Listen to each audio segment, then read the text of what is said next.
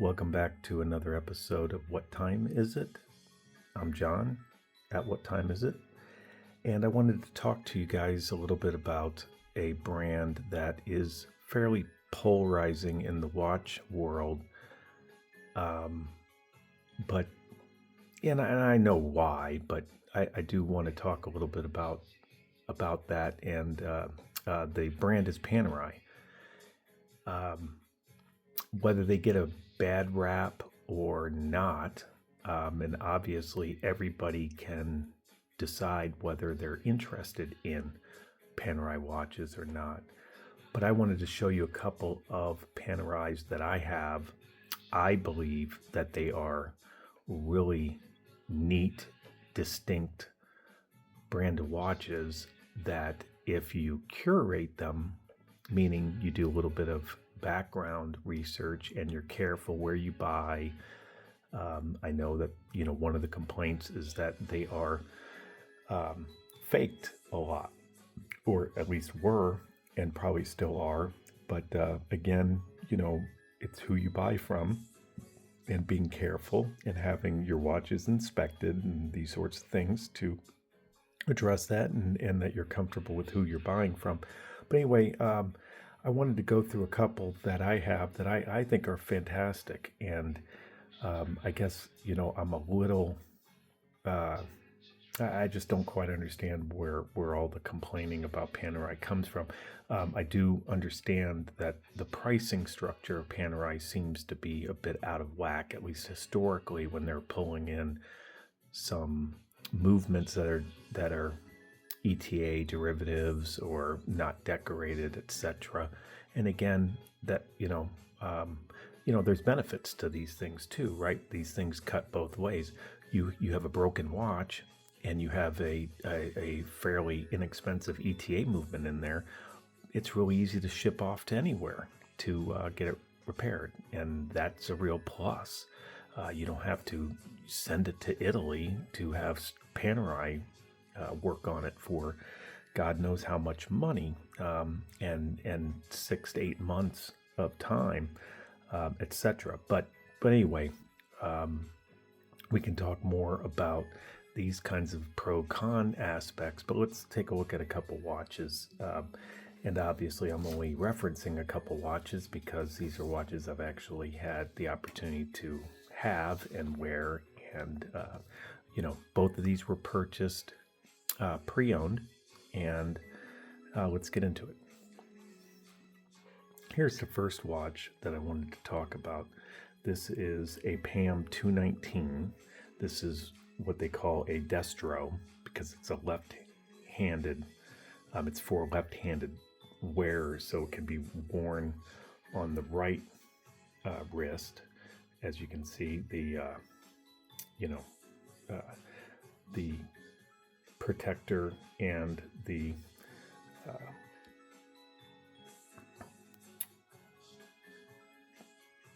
it is covered.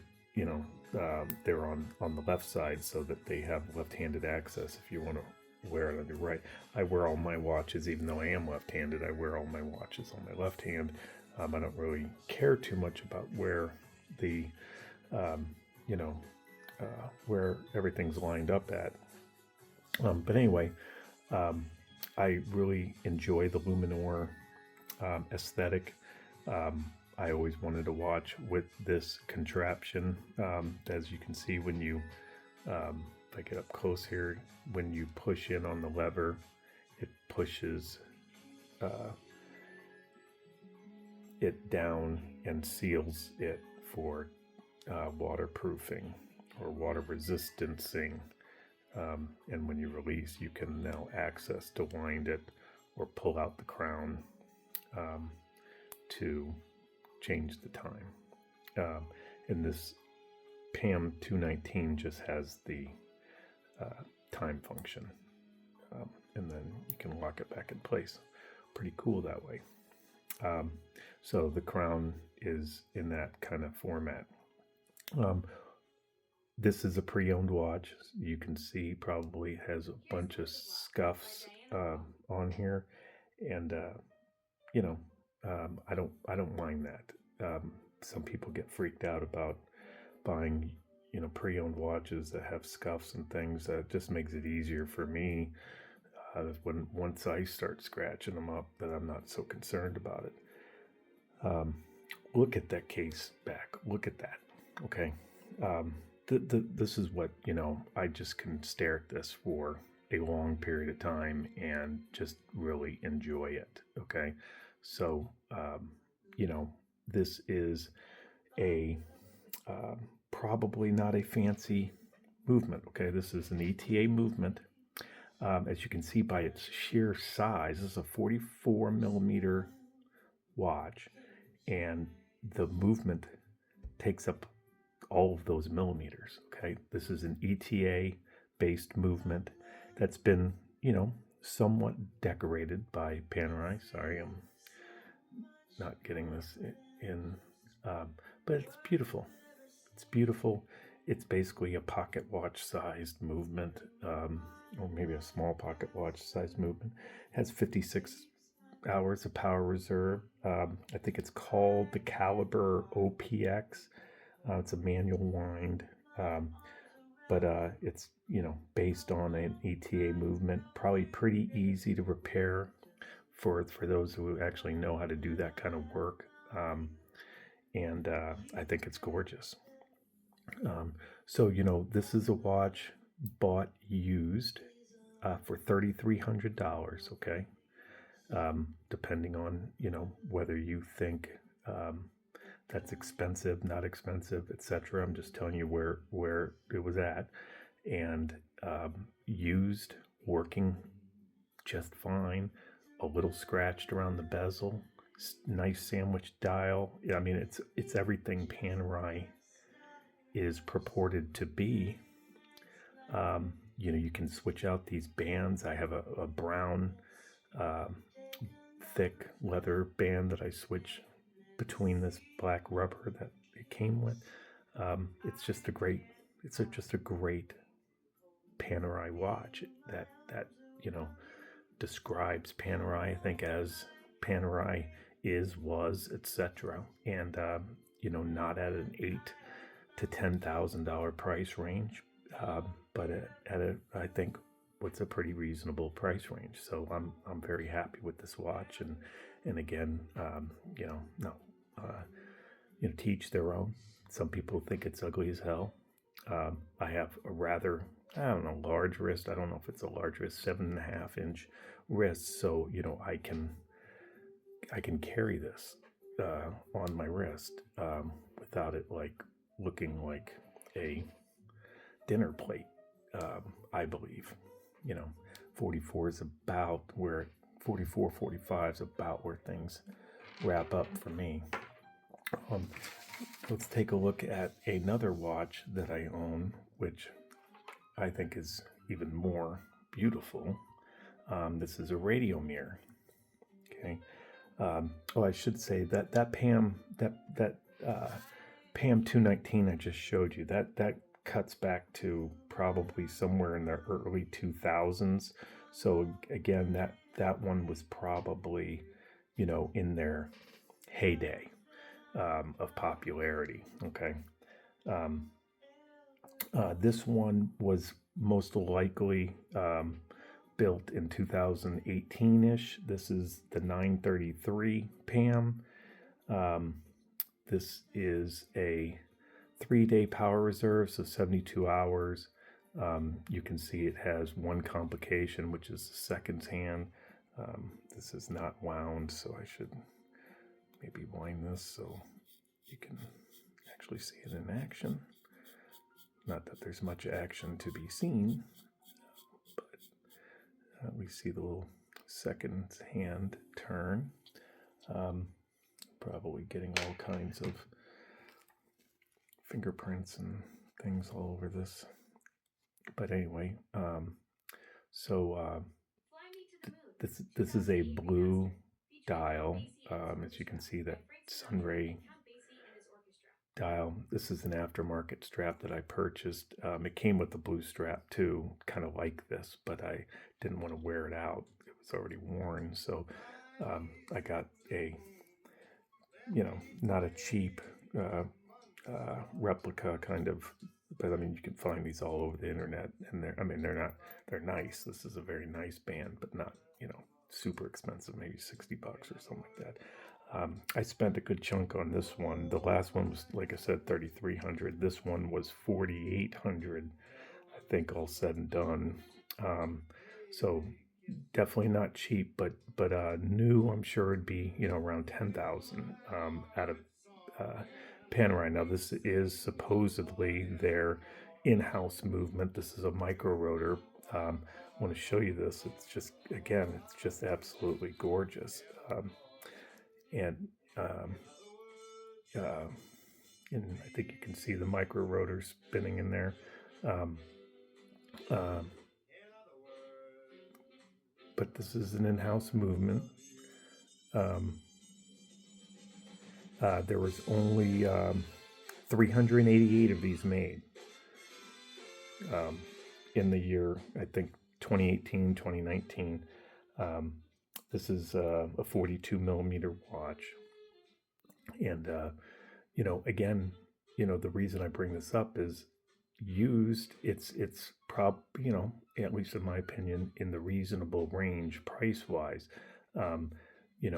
Obviously new, bought from Panerai, it's probably going to be in some kind of ridiculous price range. But again, in my opinion, a very beautiful watch, classically showing off the radio mirror design that Panerai developed. Okay, so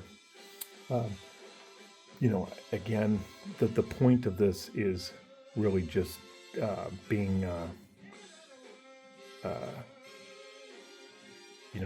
just having an opportunity to kind of show. There's a lot of angst about Panerai. Maybe some of that's reasonable, but I think you can find very good quality on the internet from reputable sources. I can't tell you whether this is well made and will last. I have not had a problem with either of these two so far, but I have a pretty sizable watch collection, and I'm not wearing these things every day. So again, for people to judge for themselves, I just wanted to paint a picture of the Panerais that I have, that I'm very happy with, that I think accentuate what Panerai style has intended, very classical. And I'd say neither of these are outside of the normal distribution of what Panerai has made, and I particularly love them. They are distinctive, and I always find myself looking at the fronts and backs of these when I'm wearing them, which is exactly what I want from a watch. I'm not wearing watches for other people. I'm wearing them because I'm interested in them. And when I look down my wrist, I enjoy looking at it.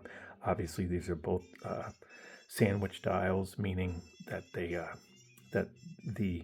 there's a lume plate under each of these, under the dial. There's a lume plate underneath, so the yellowish of the markers, indices, and the numbers are coming through from the lume plate below, and that's what's illuminating. So that's why they call it a sandwich dial, because those are pressed together, and the lume dial is shining through those cutouts in the dial. Obviously, the hands are loomed themselves; they're not cutouts, but everything else is a cutout. The printing of the Luminor Panerai, those are not cutouts, but all the numbers and the indices are cutouts. So I think that covers these two watches. Again, they both have water resistance to different levels. The radio mirror isn't really a dive watch. So yeah, I think it only has 100 meters of water resistance. I think these the Luminor made as a quasi dive watch. Even though I'm not going to go diving or even in the water with it, I don't necessarily trust this crown pusher thing. But I think it's a cool design, but I don't know how functional it is. But anyway, it's supposedly 300-meter water resistance. Okay, well, I appreciate any interest in this. And like I said on this channel, I'll always be sharing my honest opinion about watches that I own or just things that I see on the internet. But what I oftentimes do here is a lot of complaining about Panerai, maybe totally legitimate, that may be, but they still have quite at least in my opinion, a couple of model designs that I think, depending on what you like, are really nice classic designs to potentially have in your collection. I think people have to be careful, and I would always recommend buying pre-owned from a reputable source, a source you trust, of course, and being careful is the right thing to do. But I think dismissing Panerai as an unimportant watch brand or some kind of horrible entity out in the watch space, which is kind of the theme that develops over time, because I think these watch reviewers kind of get into their own, they just kind of reverberate off one another, and then I think that just becomes kind of a collective pattern, like Hublot, the hatred towards Hublot, which seems to permeate the YouTube space. I know that's not exclusive. I shouldn't generalize that to everybody, and not everybody poo-poos on Panerai, but there's enough of that. I think it's worth showing the other side of that, and the beauty of these watches, and that they certainly have contributed significantly to the watch space, and to collectors, I think should find some interest in just watch connoisseurs, whether you're buying or just interested. I just wanted to share that perspective. So anyway, have a great day. Thanks for watching. Take care.